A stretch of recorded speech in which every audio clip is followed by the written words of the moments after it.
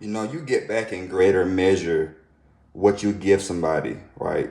From God, you get it back in greater measure than what you gave, right? So I'm not talking about just here's some money or here's some clothes, which those are good things, especially if that's what somebody needs. But I'm talking about mercy, right? I'm talking about compassion. A lot of times we have a way of when we hear those terms, we visualize it in a certain sense, like feeling bad for someone, right? Like how your mind wants to associate everything with a feeling instead of an action. Because best believe, you're somewhere gossiping. Well, guess what? They're about to be gossiping about you now.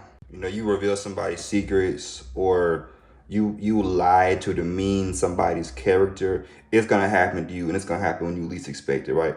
Blessed are the merciful, for they shall obtain mercy, right? What you give shall be given back to you in greater measure. That's whether good or bad. What I'm learning is like you can't look at somebody that's in their sins if they got like a disease or something like that, or somebody that's living wickedly.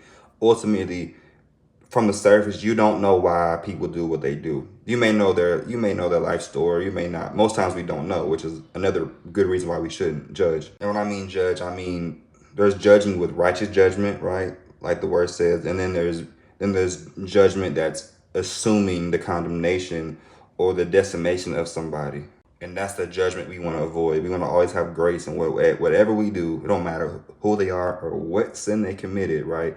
You show grace because you ultimately don't know. They might have been raped or molested as a kid, right? And that's why they over there struggling with something messed up in their brain. That's why they're in jail for, what I mean, whatever they're, you know what I'm saying? Like something in that area. People like, oh, that's sicko. He deserves to be put in a chair. He deserves to be killed. Well, what if your secrets were put out there, right? What would how would you feel? I mean, you know what I'm saying? Like things you've done that you repented of, that the Father gave you grace with, that he didn't let anybody find out about, right? You can't just sit here and just go in on people and look at people like, oh, I'm like that Pharisee that said, I pray, fast a month. Thank you, God, that I'm not like this sinner right next to me. Because God will test you, right? He won't lead you into temptation, but he has to show you what's in your heart, right? When you're not being gracious, the goal is for you to end up being somebody that is gracious and merciful. That way you obtain mercy. So God will show you, put you in a situation, show you're not as merciful as you think you are. And you would have did the same thing or worse, given being dealt the hand that they were dealt.